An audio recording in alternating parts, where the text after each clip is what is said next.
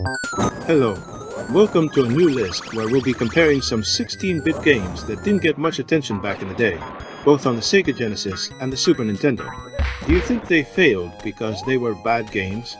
Or were they simply less known depending on the console? Ready or not, here we go.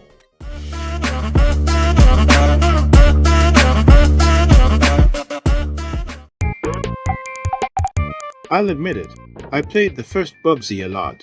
Back then, platformers were my favorite genre, and I pretty much enjoyed them all. Later on, as an adult, I realized it really wasn't that great of a game.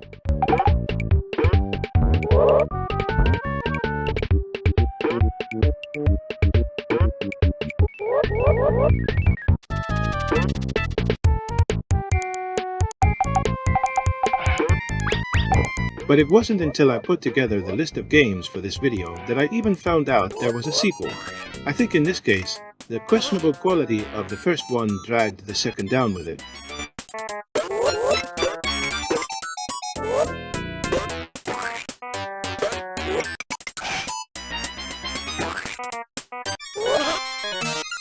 Both versions are very similar. The Super Nintendo has slightly better graphics, but nothing major. Honestly, I think they're equally disappointing.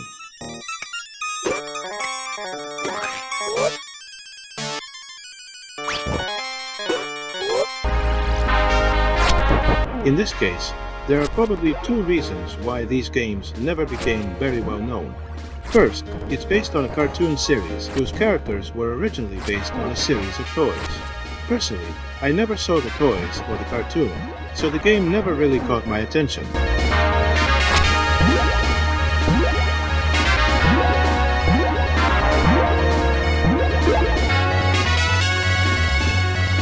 Second, there are plenty of examples where licensed properties are used just to dress up otherwise mediocre games. Did I hear Pokemon? Maybe the overall quality of the game also played a role here.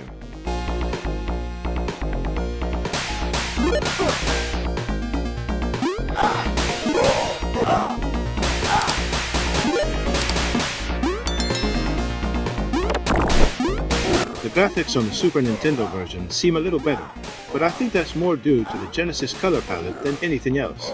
In the end, both versions feel pretty weak.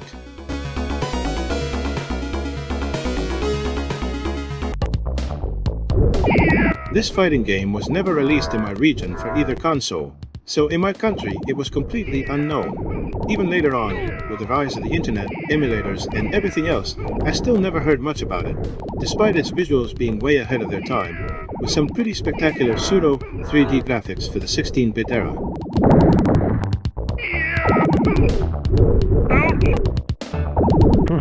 I think this game delivered amazing graphics, and not much else. Maybe it was a good idea poorly executed, since 3D fighting games did eventually become successful, or maybe they just bet everything on the visuals and neglected the rest, leaving it as a forgettable title.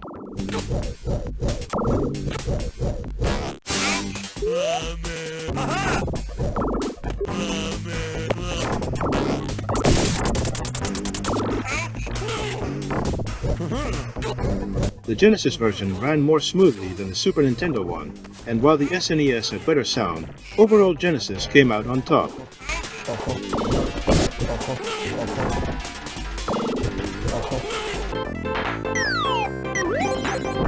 If this game doesn't sound familiar, that's probably because it was never released outside the United States.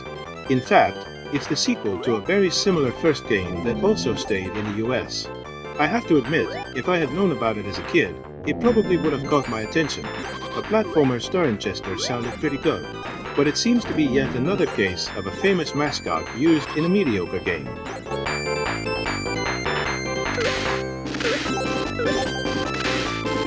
That's not always the case, though. There are some great games that used well-known mascots. Mick and Matt, Global Gladiators, Cool Spot, or Treasureland come to mind. But unfortunately, this one doesn't fall into that category.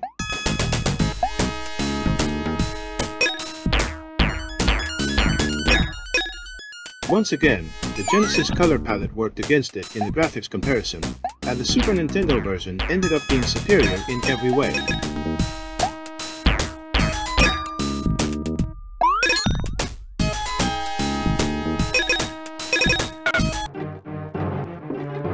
you might have forgotten about this game, probably because you also forgot about the movie it was based on. Cutthroat Island is one of the biggest flops in Hollywood history, and the game itself is pretty disappointing. It was released in 1996, but it looks more like an 8-bit title. Very simple and basic.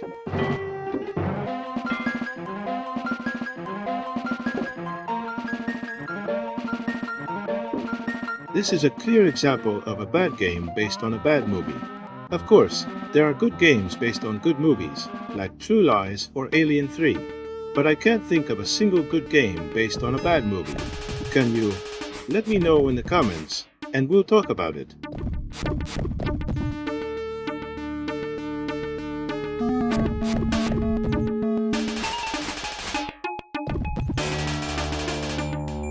In my opinion, these versions are a tie, but a tie in mediocrity.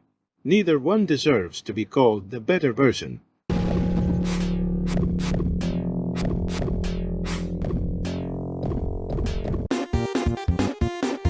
This game is a bit of an oddity, but even if it's not very well known, it's actually a good one. Unlike a later title based on the live-action movie, which was much worse, this one really takes inspiration from the classic Flintstones cartoon. And it's not just a regular platformer, it's more like a board game style experience with different challenges, even including driving stages similar to Mario Kart. Back in the 16-bits era, it was common to see very different games released on different consoles under the same license. For example, there was Aladdin by Virgin on the Genesis and Aladdin by Capcom on the Super Nintendo, completely different games. In this case, though both versions were made by Taito, they're still completely different. The Genesis version is a traditional platformer, and a very good one, by the way.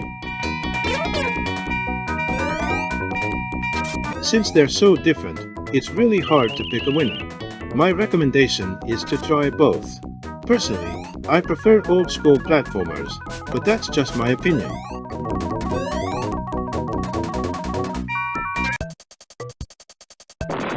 What a surprise this game was. I had no idea it even existed. It's based on a cartoon series I actually remember, and if I'm not mistaken, it also had a toy line. It was released on both the Super Nintendo and the Genesis. But thinking about it, maybe I did play it as a kid, and my brain just erased the memory, because the game is pretty bad.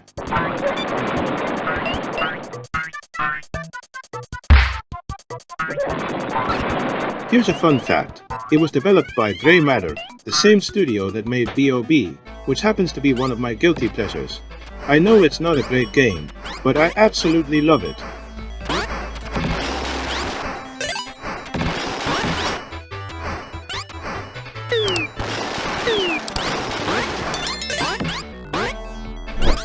The slightly better version here is the Super Nintendo one. Better graphics, better sound, better gameplay. Still, both versions are equally mediocre and not really worth recommending.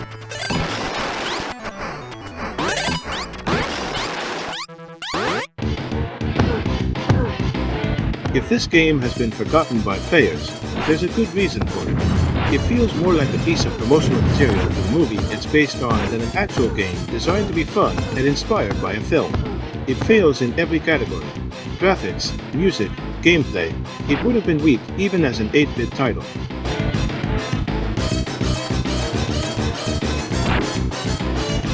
Personally, I think licenses for movies, cartoons, or toys should serve as a boost to give visibility to a good game that might otherwise go unnoticed. A good example, in my opinion, is Alien 3 on the Super Nintendo. It's a solid game that probably wouldn't have had the same success without that name and cover art.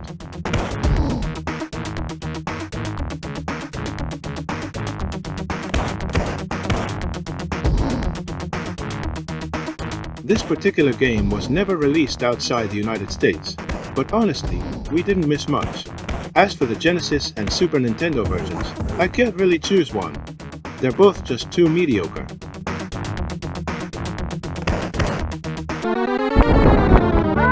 This game didn't get much attention, partly because it was based on a movie that didn't make much of an impact.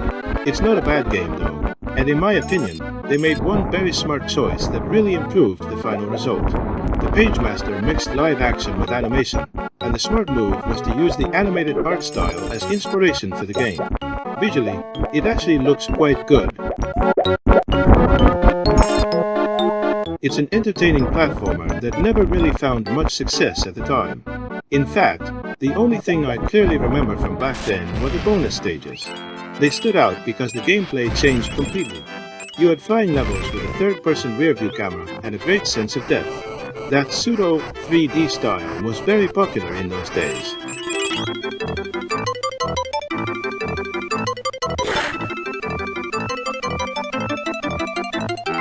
As with most games based on cartoons, the more colorful graphics gave the Super Nintendo version a slight edge, making it the better one overall.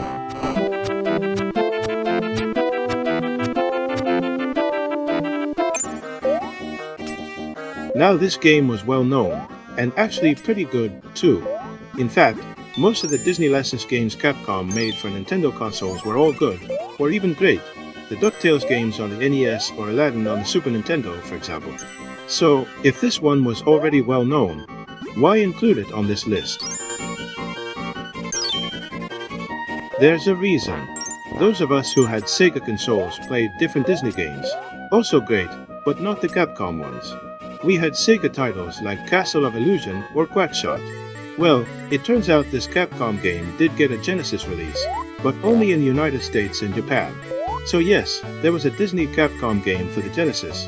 Basically a dream come true for me, that completely flew under my radar. And the Genesis version is visually stunning, with very little to envy from a Super Nintendo version. Overall, the SNES version might still be the better one, but I want to highlight the Genesis version here, because it's surprisingly good. And that's it for this list. Before I go, let me remind you, if you enjoyed this video, don't forget to leave a like, drop a comment if you knew any of these games, subscribe if you love classic games, and hit the notification bell so YouTube lets you know when my next video goes live, very soon. Thank you so much for watching, and I'll see you next time.